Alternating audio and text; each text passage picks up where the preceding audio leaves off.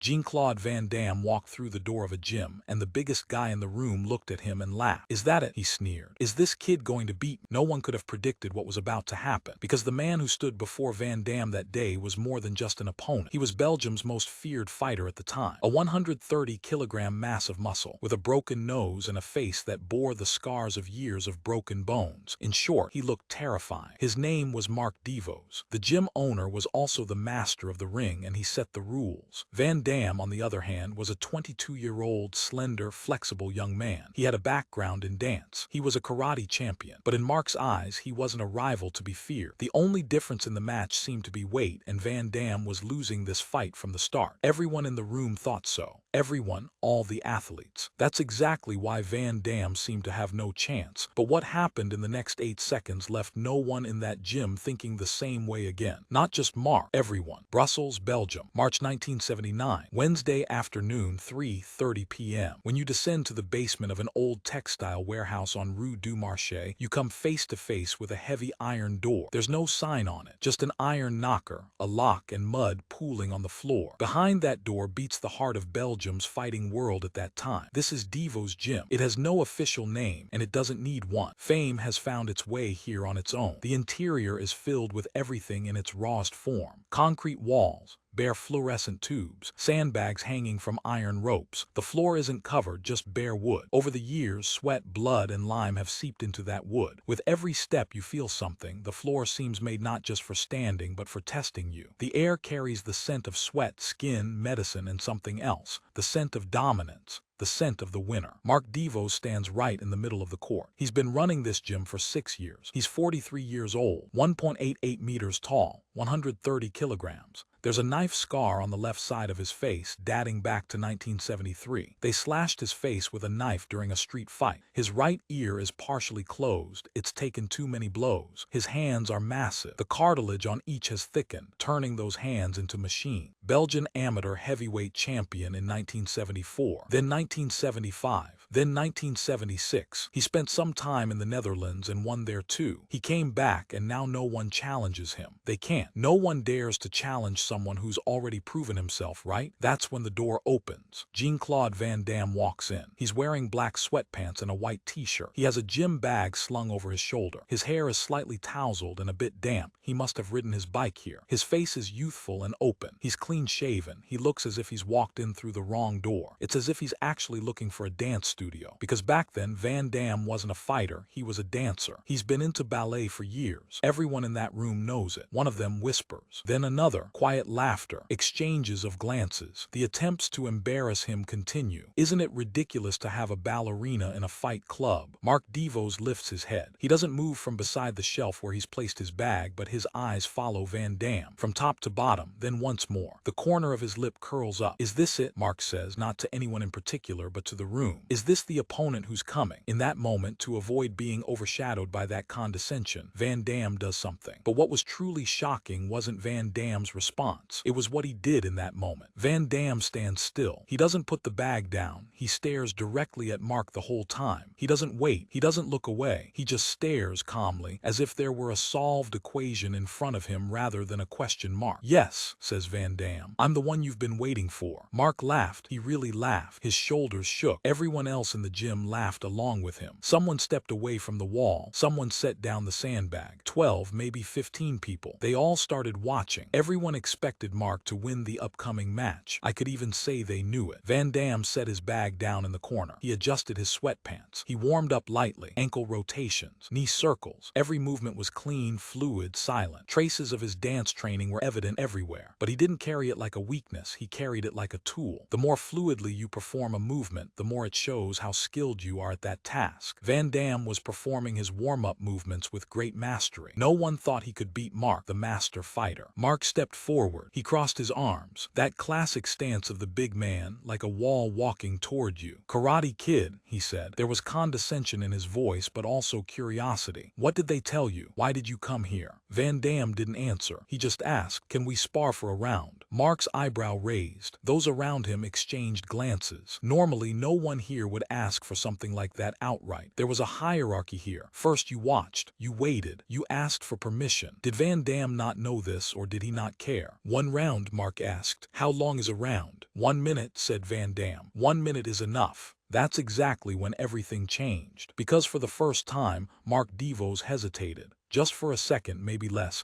but Van Damme saw it. Everyone saw it.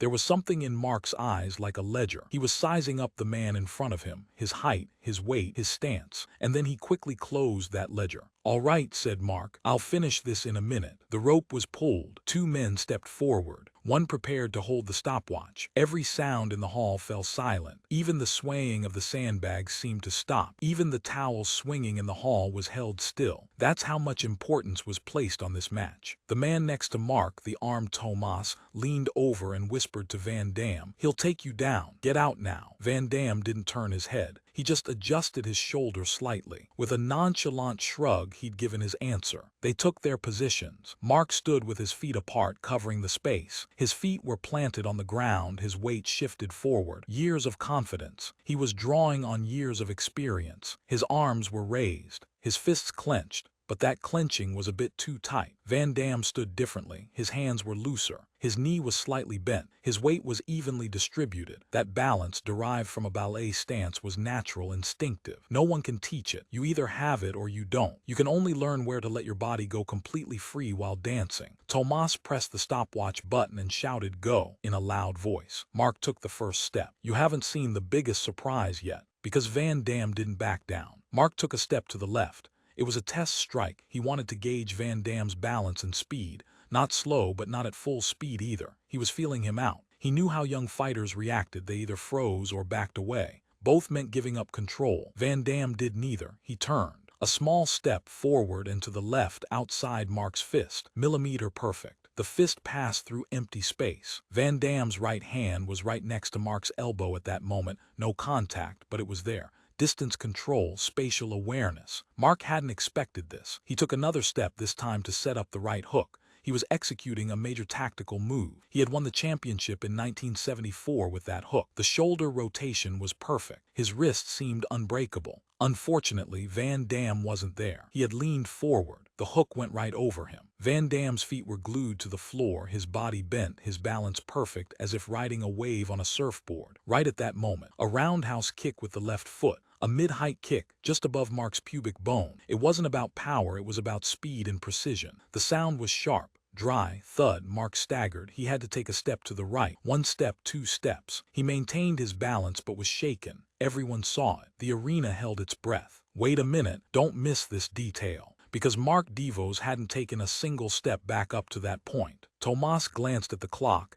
18 seconds had passed since the match began. 42 seconds remained. Mark sat up. His expression had changed. The smile was gone. There was no anger yet. There was something else. Focus. For the first time, he was truly seeing this young man, not his weight, but his movement. He stepped forward. This time he was more cautious, slower, controlling the distance. He entered with a double punch, making feint moves with his legs and arms at the same time to try to deceive Van Damme. Van Damme wasn't deceived, because while speed was high, muscles alone weren't always enough to win. Speed was also very important, and Van Damme was far superior to Mark in terms of speed. He stayed rooted in place with every feint. He merely shifted his weight slightly. Right, left. He never lost his connection to the ground. Years of dance had anchored his center right in the middle of his body. This wasn't a technique anymore. It was instinct. Mark was cornered. His 20 years of experience told him this. Big men carry small men. Grab, hold, pin, and finish. He went in. He spread his arms. He tried to grab him. Van Damme dropped down. That agility his muscles gave him had come in handy again. He was impossibly fast to catch, as if he'd been expecting that exact move. Not a wrestling reflex, pure game sense. Not on his knees but below his hips, both defending and positioning himself. Mark's arm brushed against his shoulder but couldn't grasp him. Then Van Damme rose. He didn't jump, he rose, his body like a spring, releasing stored energy into a single point. Right knee. Short, upward, controlled, not to Mark's stomach but just below the sternum. To the diaphragm area, he struck him hard with his knee. The sound, that sharp, wet sound, echoed. Mark's breath caught.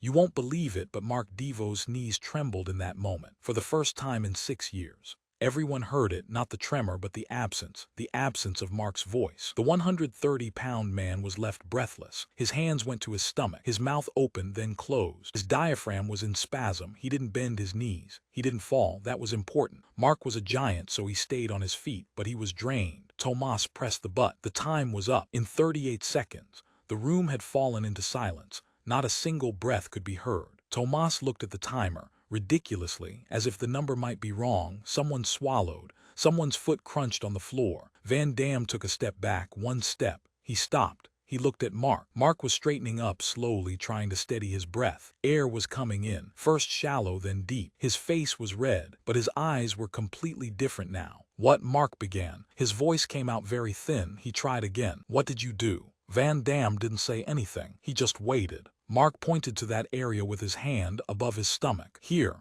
what did you hit?" "The diaphragm," Van Damme said in a calm voice. "Not the muscle, the nerve. The muscle might be strong, but the nervous system breaks down faster. Strength can't cover that." Mark shook his head slowly. Then he looked around. At the rest of the room. At the man who'd been smiling and joking, at Tomas, at everyone. No one was smiling anymore. There was now a dancer who'd earned everyone's respect. "What you've seen so far is nothing. The real lesson comes next." Mark Devos sat down on a heavy wooden stool. He rested his hands on his knees. The big man hadn't shrunk, but he had changed. His gaze hadn't dimmed. It had transformed. He wasn't looking the way a 6-year champion would look. He was looking the way a student would look. "Tell me," he said. "They told me you're a dancer. Is that true?" Van Damme went to his bag and took out a towel. He wiped his face. He answered as he sat down. "I did ballet 8 years, then karate. The two complement each other." Mark furrowed his brow. "How do they complement each other?" "Ballet teaches you how to stay balanced," said Van Damme. "Balance isn't established while you're doing something, but while you're at rest. In every position, in every step. Karate turns that center into a weapon, but the weapon only works if the balance is solid." Mark thought about this in silence. "I built strength," he said finally. 20 years of weights, the bag, conditioning." "Yes," said Van Damme, "and real strength. No one can deny that. But strength is generated on a stable ground. If the ground shifts, the strength dissipates." "I was slipping. You were steady." Mark heard this. He really heard it. He'd earned it over 20 years, but his opponents had always stood their ground. They stepped into his frame and fought there. Van Damme hadn't. It was that simple. "How old are you?" Mark asked. 22, Van Damme replied. Mark laughed. This time it was a different kind of laugh. Not pain, but a kind of wonder. 22. At 22 I'd break a wing. Van Damme bowed his head. "I know, I came here to see those wings. But here's the truly shocking part." Mark Devos' next sentence was something Van Damme hadn't expected at all. Mark stood up. He stepped forward again. But this time his arms weren't outstretched. His hand was extended. "Teach me," he said. The room went silent. Van Damme looked at that hand. At the cracked cartilage on the large hand, the broken finger joints, the layers of years. Then he looked into Mark's eyes. "What do you want to learn?" How to slide without losing your footing. I've spent 20 years standing still, but that wasn't enough." Van Damme shook his head. "It takes patience. Breaking down muscle isn't easy." Mark shrugged. "I built it in 10 years. I'll break it down in 10 years too." They laughed, both of them. Tomas stood in the corner, watching in astonishment. From that day on, Van Damme went down to that basement every Wednesday. He taught Mark Devos balance. He taught him weight transfer. Mark taught Van Damme how not to bend, how to stand firm, how to impose himself. What the two men possessed filled each other's gaps. 4 months later, Van Damme entered a regional karate tournament. Mark watched from the sidelines. Van Damme won. Then the second tournament. Then the third. In an interview, Mark said, "When I first saw that kid, I misjudged him. I'd only looked at his weight. I should have paid attention to his movements." Right at that moment, Van Damme said something. In that interview, that sentence was repeated throughout the fighting world for a decade. Van Damme told a reporter, "Mark could have killed me, physically. Everyone in the gym that day was thinking that. I knew it too. But a person isn't just muscle. There's also balance. And muscle can always push balance further." That basement gym stood for years. Mark Devos taught there until the mid-1980s. He always told his students the same thing. Muscle is built. Balance is found. The latter is harder. Before Van Damme left Belgium, before he went to Hollywood, Before the world knew his name, he had spent hundreds of hours in that basement. Those hours were in every kick he later performed in front of the camera, in every split he made. Everywhere, invisible but always there. Who in your life right now sees you as a dancer? Who is misjudging your true potential? The harder question, who are you misjudging? Who do you look at and see only their weight, their color, their past? Because what happened in that basement wasn't just sparring. Two people corrected what the other had misjudged. That correction made both of them greater. Van Damme stopped Mark in 8 seconds. Mark opened the door for Van Damme with a single sentence. That door opened to Hollywood, to the world, to championships. 8 seconds, a single outstretched hand, a single correction. That's it.